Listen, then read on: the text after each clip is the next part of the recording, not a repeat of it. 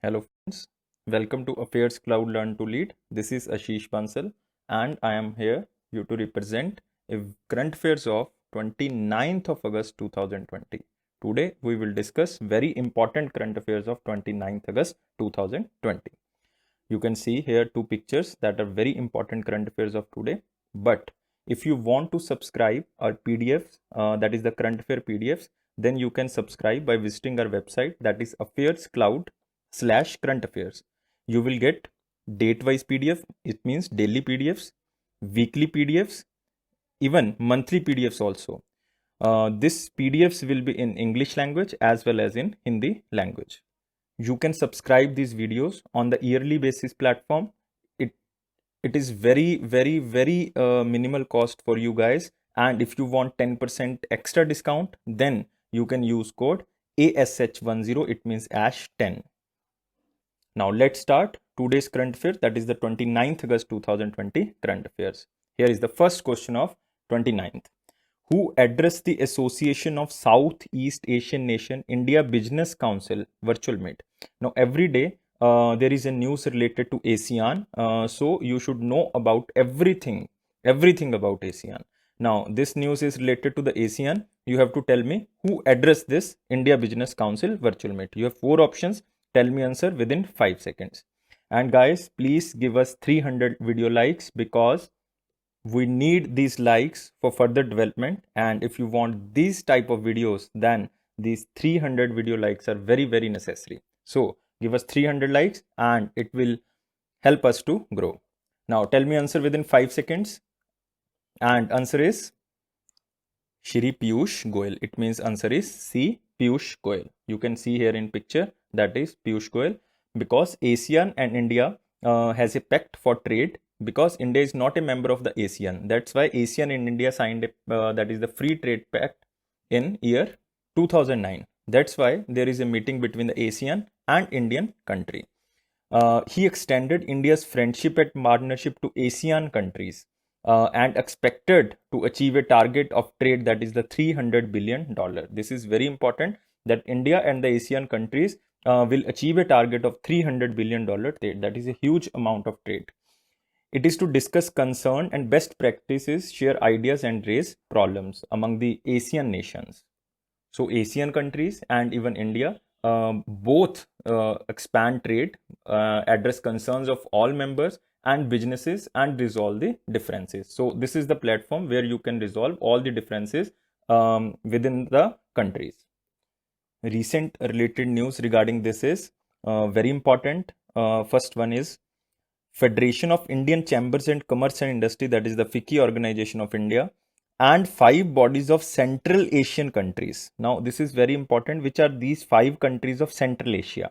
You can see in the image that these are the 5 countries of the Central Asia. One is the Kazakhstan, second is the Kyrgyzstan, third one is the Tajikistan, fourth one is the Turkmenistan, and fifth one is the Uzbekistan. So you have to remember all these countries because there are so many questions regarding this.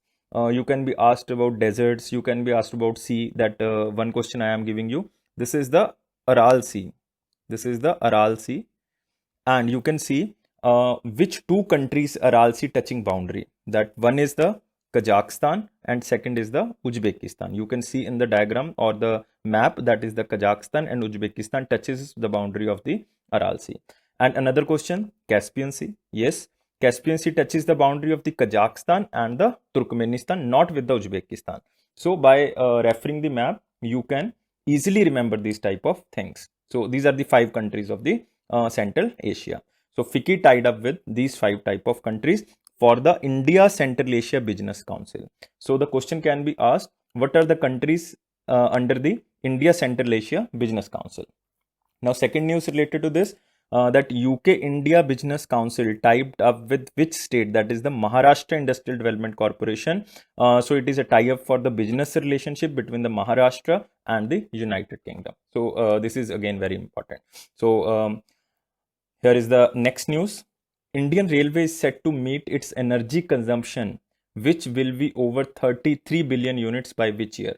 It means Indian Railways will become 100%, that is the 100% self-sustainable for all its energy needs, and it will contribute to National Solar Alliance, that is the National Solar Mission launched by Modi ji, so that everything can be adjusted through the Solar Alliance. That is the 2022, 5, 8 or 30. Give me answer within 5 seconds. I am representing 4 options to you, and give me answer within 5 seconds.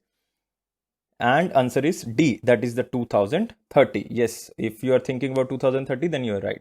You can say that solar panels on the trains, this will lead to the 100% self-sufficiency of all energy needs by Indian Railways. You can see here, the current annual energy requirement of Indian Airways around 21 billion units, but around 2030 it will be 33 billion units. So Piyush Goyal, that the Union Minister of the Railways, already told that we will achieve this target by the 100% self-sufficiency by 2030.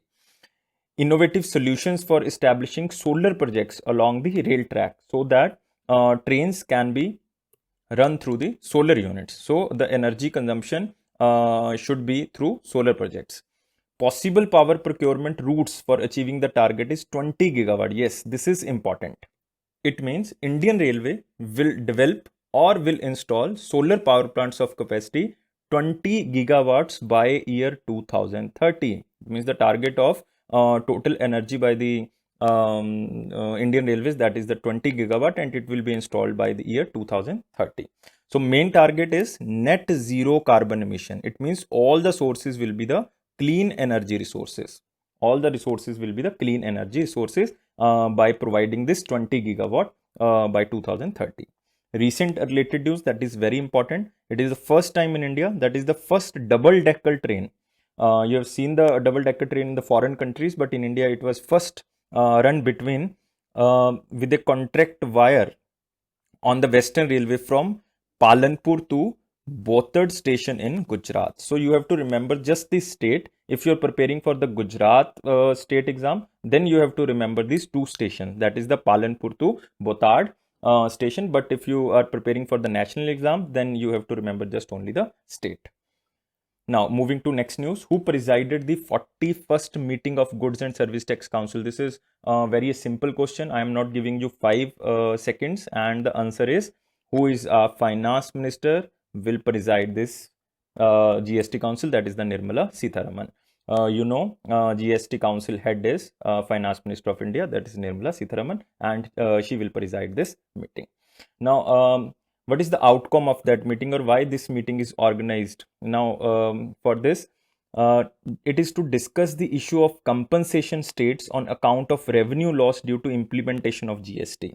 Now, due to GST, the state revenue very much lost because of all the taxes merger, because maximum income of the state generated through the excise duty, and this merged under the GST. That's why states are in huge loss. So to discuss that huge loss, how to cover that loss, this 41st GST council meeting held, and this is a scheme by the central government that 2.35 lakh crore of total shortfall of GST can be given to the states. So GST council has given two options. That one is the compensation deficit of 2.35 lakh crore can be borrowed by the state, and this compensation is for GST revenue loss and also for the COVID-led slowdown. So state can't ask again and again for COVID-led slowdown. So you can ask one time 2.35 lakh crore in one go. And another option is that you can borrow, that is 97,000 crore via the channel of RBI for only GST implementation, and the COVID-led slowdown will be later on. So there are two options, and the states have to decide within 7 days. But we don't need to remember that things. We just need to remember that there is a huge loss due to GST on the state point of view. Now, some important decision regarding our question point of view, that is businesses with an annual turnover of up to 40 lakh are GST exempted. Because before that it is 20 lakh, but now it is changed to the 40 lakhs, so they are GST exempted. Second important is turnover of up to 1.5 crore can opt for composition scheme and pay only 1% tax. So you have to remember, if the company has turnover of 1.5 crore, then they have to pay only 1% tax. And GST on affordable housing has been reduced to 1%. Earlier it was 5%, but now it is reduced to the 1%. Now, you all know that GST Council is headed by Union Finance Minister, and all members are the Finance Minister of the states of India. Now, this is very important. Last 3 points are very important. Now, next news is who launched the India component of the National Determined Contribution Transport Initiative for Asia. Now, this is for decarbonizing transport. It means the carbon emission can be reduced and providing technical support on greenhouse gas emission reduction measures in India, so that greenhouse gas emission can be reduced or the carbon emission can be reduced by the vehicles. So, tell me who launched that component of National Determined Contribution under the Transport Initiative for Asia. Now, you have 4 options. Give me answer within 5 seconds, and your 5 seconds starts now. Give me answer, guys. Give me answer.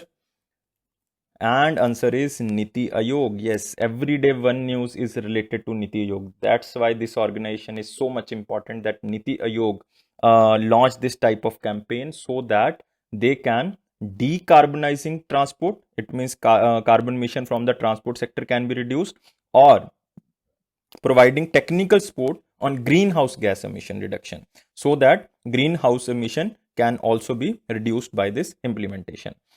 This is the Niti Aayog, that is the implementing agency for that, and the tie-up of the team is for the duration of the 4 years. It means this project will be available for the 4 years. The project will involve China and Vietnam also for time of period of 4 years, that is 2020 to 24. Now, important one is that Niti Aayog Chief Executive Officer Amitabh Kant, who is the Deputy Chairman. Deputy Chairman is Dr. Rajiv Kumar, and who is the Chairman? That is the Prime Minister Modi ji, and headquarters is in New Delhi. Everyone know about the Niti Aayog, National Institution for Transforming India. Now, next news, which country launched India-backed infrastructure project? One is Hulhuamle Central Park, and second is the renovation of Arrival Jetty. Two things that was developed by India in that country. So it is launched now. And which country launched that products? That is the Hulhuamle Central Park, and second is the Arrival Jetty. This is the only the renovation work of the Arrival Jetty, not the fully project developed by India. Now tell me answer within 5 seconds. This is important, guys. And you have only 5 seconds. Give me answer fast. And the answer is D, that is Maldives. Many people are thinking about the Seychelles. No, the answer is Maldives. You can see here, this is the park, that is the Hulhuamle Park, and this is the jetty. You can see here, this is fully sponsored by, it means this is fully executed and sponsored by HDC, that is the Housing Development Corporation Limited, through approximated 10 million Maldivian rupees. 10 million Maldivian rupees grant assistance from India. It is just a grant, not a loan. So it is a part of 18 grant projects being funded by India in the Maldives. So total projects India is building in Maldives, that is 18. And under the total grant assistance is 6.9 million USD. Before that it was not so much amount, but it was revised after some time. The High Commissioner of India to the Maldives is Sanjay Sudhir. So you have to remember two things. That is, one is park, that is the Hulhuamle Park, and second is the Arrival Jetty. And both pictures are there. This is the Arrival Jetty, this is the Hulhuamle Park. You have to know about the Maldives, that capital is Male, currency is Maldivian Rupiah or Rufaya, and president is the Ibrahim Mohammed Soli. This is important, the president is Ibrahim Mohammed Soli. Now moving to the next news. Who appointed as MD and CEO of SEBI Funds Management Private Limited? 2 days back appointed MD, total 4 MDs of the SBI, and one of the SBI's funds management MD promoted as the MD of SBI. So this position was vacant. So now who appointed as MD and CEO of SBI Funds Management Private Limited? You have 4 options. Give me answer within 5 seconds. This is just to remember this news, and tell me answer within 5 seconds. And your answer is Vinay M. Tonse. Yes, Vinay M. Tonse appointed as the Managing Director and Chief Executive Officer of the SBI Mutual Funds, or you can say SBI Funds Management Company. It is a joint venture company of SBI and the Amundi, that is a company of France, one of the world's leading fund management company. Headquarter of SBI Mutual Funds is the Mumbai, Maharashtra. Now next news, this is from the picture, learn from picture series. That is two companies. One is the PAG, that is the Pacific Alliance Group, and second is the Edelweiss Group. Now, PAG, that is the Pacific Alliance Group, is purchasing 51% stake, 51% stake in Edelweiss Wealth Management. So you just need to remember two things, that which company is purchasing which company, or which company is merged with which company. Now, this is the not a fully overtake, this is just the 51% overtake. Now, next news, again, learn from picture, that which player retired from international cricketer, and he is from Sri Lanka, and name is, you can see here, that is the Tharanga Pranavitana. You can see Tharanga Parivantana. He is just 38 years old, but he announced his retirement. He played 32 test matches, and he is Sri Lanka's highest ever run getter in the first class cricket. That is important thing. He is Sri Lanka's highest ever run getter in first class cricket. That is approximately 12,500 runs. Now, next news. Which all-rounder become the first bowler in international cricket to scalp 500 wickets in T20 international? Yesterday there was question, first fast bowler who captured 600 wickets in the test cricket. Now there is another question in the T20 international. This is the first bowler, and it is all-rounder. So you have to remember two or three things, that is 2020, first bowler, and all-rounder. And you have four options. Give me answer within 5 seconds, and the answer is yes, you can give me answer within 5 seconds, and the answer is Dan Bravo, the very funny player, that is Dan Bravo. I personally like him. That is the 500 wickets in T20, Dan Bravo. That is the first all-rounder all over world. You have to remember this. And the test cricketer, the fast bowler who took 600 wickets, that is the James Anderson. Now, next question. Which football club won their 6th championship in the Union of European Football Association Championship League 2020? This is very important question under the sports section. That is 6th championship in the Union of European Football Association. Who won this? And who is runner-up? You have to tell me also the runner-up. And first you have to tell me who won this league. And the answer is Football Club Bayern Munich. That is a Switzerland football club, local football club, who won this. And the runner-up is Paris Saint-Germain. Yes, you have to remember just Football Club Bayern Munich. You can also write this. This is also can be written as Munich, M-U-N-I-C-H. You can see here picture, they are celebrating, that is the Bayern Munich win 6th UEFA Championship League 2020. Now this is the most saddened news, that Japan Prime Minister resigned. This is very shocking news. Japan Prime Minister Shinzo Abe resigned as a post of the Prime Minister because of ill health. Still 1 year term of Abe is remained, but he resigned. Yes, he was suffering from ulcerative, and he first took as a oath of Prime Minister of Japan in 2006. In 2006, he first time selected as the Prime Minister of Japan. He also resigned in the year of in 2007, but he again elected in 2012, but now he again resigned. Now next news, again most important news. Japan's first Olympic gold medalist in badminton, that is the Ayaka Takahashi, announced his retirement. That is very important because he won very medals. That's why she is very important, and she won gold medal. She's also first Olympic gold medalist in badminton of Japan. Yes, this is very important. Now next news, veteran folk singer Archana Mahanta passed away at the age of 72. She belongs to which state? Yes, she's a very important lady because she's a very famous singer of the state, and she's a very famous singer mother also. The famous singer name is the Pepon. famous singer is Pepon, and you have to tell me the mother name of Pepon, and she died recently, and she belongs to Assam. Yes, she belongs to Assam, and her name is Archana Mahanta. She is a mother of Pepon, very famous singer. Moh Moh Ke Dage singer. Renowned singer Archana Mahanta passed away. She belongs to Assam. It means Assamese singer. Assamese singer died. She is also reputed artist of the All India Radio Guwahati, and she is a wife of late Khagen Mahanta, popularly known as the Bihu King, because both they perform under the Bihu and the traditional folk songs of the Assam. That's why they are important. And Pepon full name is the Angarang Pepon Mahanta. So I don't know his full name. I think you also don't know, because we all know with the name of the Pepon. But his full name is the Angarang Pepon Mahanta. Now, next news, former Supreme Court Judge A.R. Lakshmanan passed away. Former Supreme Court Judge A.R. Lakshmanan passed away. Learn from picture.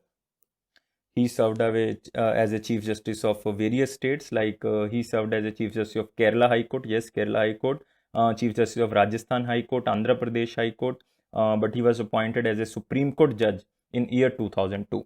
In year 2002, but he retired in 2007. Now, there is important thing, how many Supreme Court judges are there? Now, you have to tell me what are the total strength of Supreme Court. Now, total strength is 34. That is including Chief Justice of India. Total strength of Supreme Court judges is 34. You have to remember, because last year it increased to 34. Before that it was 31. So now it is 34. Which state will set up world-class skill university? This is again one of important kind of news, that is for the northeastern states. Northeastern states. This news is from northeastern, so I am giving you hint, and you can easily evaluate the options. This is the first university related to skill development in the northeastern states. So answer is Kerala is not in northeastern, Haryana is not, Gujarat is not. So answer is only left, that is Assam. So answer is Assam. Very important, because total northeastern states are 7, known as 7 sisters. You can also remember by this, that is M cube A square NT. That is Meghalaya, Manipur,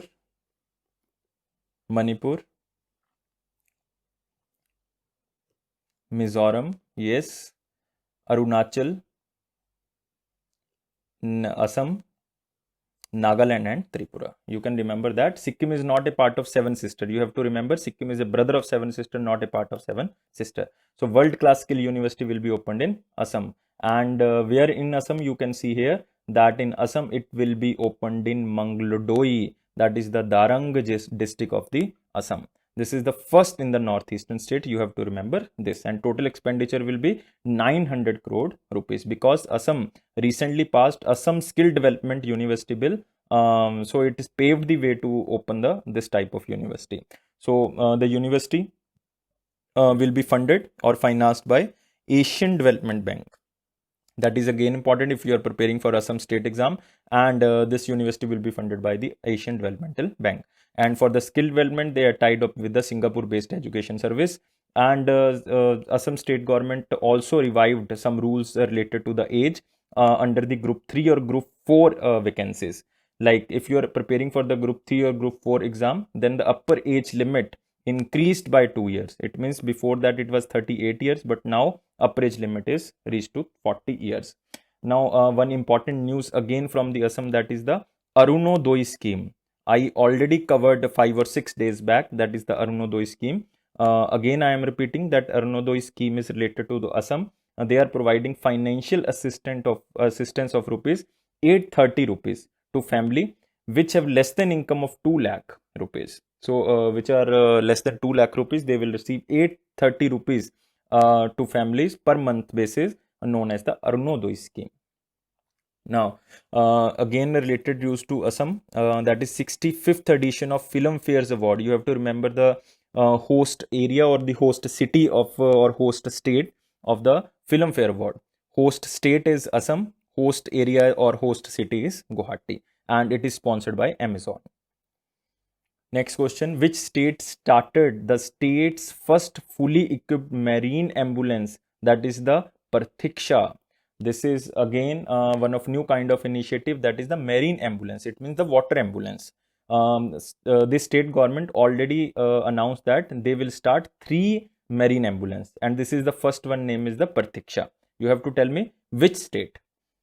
You have 4 options. Give me answer within 5 seconds, and your 5 seconds starts now. And the answer is 3, 4, and 5. And the answer is Kerala. Yes, Kerala government announced that they will start 3 marine ambulances, and one started now. The name of ambulance is Pratiksha. You can see here the name of ambulance is Pratiksha, and the CM is Pinarayi Vijayan.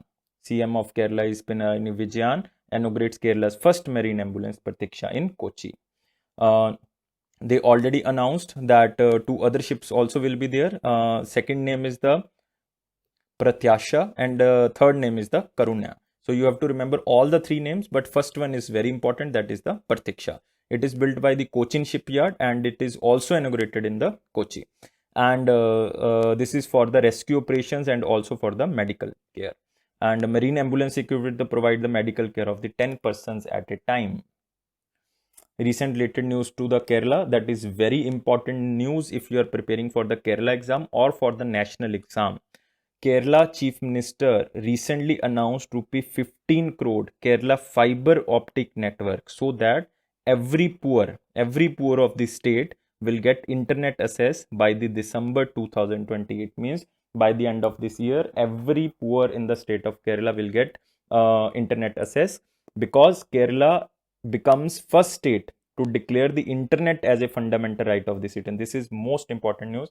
Kerala become the first state to declare the internet as a fundamental right of the citizen. Even Supreme Court also told that the accessibility of internet is also a fundamental right under Article 21. But it is not included, it is just a verdict of the Supreme Court. But state wise, Kerala become the first state.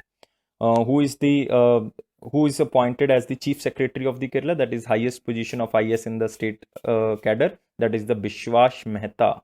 So if you are preparing for the Kerala exam, then you can remember Vishwas Mehta, otherwise no need to remember Chief Secretary of every state.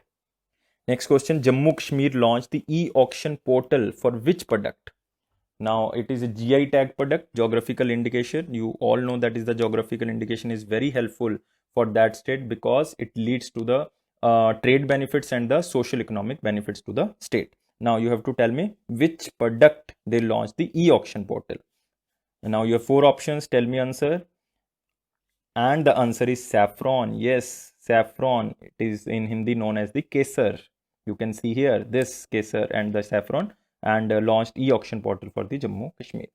And this is a GI tag product known as the Kashmir saffron, between registered growers and the buyers, so that growers and the buyers can reach each other on the e-portal, and everyone on the e-portal can purchase that original saffron, that is known as the Kashmir saffron. The e-auction portal will avoid the interference of any middleman. That's why the middleman will charge some brokerage. That's why you can directly purchase on the e-portal. It is a secure, better price for produce of the farmer, and even farmer can get money directly through the buyers. The saffron will be packed with the code to prevent manipulation, so that you can check the authenticity by see the code of the pack. Recently related news related to Jammu Kashmir. Jammu Kashmir recently launches salary tracker mobile app for the government employees, and that app is known as Mera Vetan. Mera Vetan. Vetan means salary. Mera matlab my salary. And Jammu Kashmir launched a student healthcare scheme for school children aimed to improve the health and overall well-being over 12 lakh students to the government school. That is the healthcare scheme. And student health card scheme means they can assure the health of the students and the health of the every student in the Jammu Kashmir state. Now you have to tell me who is currently the Lieutenant Governor of Jammu Kashmir. That is the new Lieutenant Governor of Jammu Kashmir. I will tell you end of the class. The Uttar Pradesh Expressway Industrial Development Authority, that authority will develop the expressway in the Uttar Pradesh, signed a pact with the consortium of 6 banks. It means a combination of 6 banks, led by which bank for the construction funding of the Bundelkhand Expressway project. Now, this news is very simple that Uttar Pradesh Expressway Authority signed a pact with the 6 banks, and you have to tell me which bank is leading this pact for the construction of the Bundelkhand Expressway project. You have 4 options. Give me answer within 5 seconds, and your time period starts now. And the time period is over, and the answer is Bank of Baroda. Yes, Bank of Baroda is leading all the 6 banks, and they tied up with this Uttar Pradesh Expressway Authority. And this Bundelkhand Expressway is 296 km long. This is also inaugurated by Prime Minister Narendra Modi in Chitrakoot, Uttar Pradesh. And this 6 bank consortium includes Bank of Baroda, that is leading, Union Bank of India, Bank of Maharashtra, Indian Bank of India, and UCO Bank. No need to remember all the 6 banks, just remember Bank of Baroda, because all the banks are led by Bank of Baroda.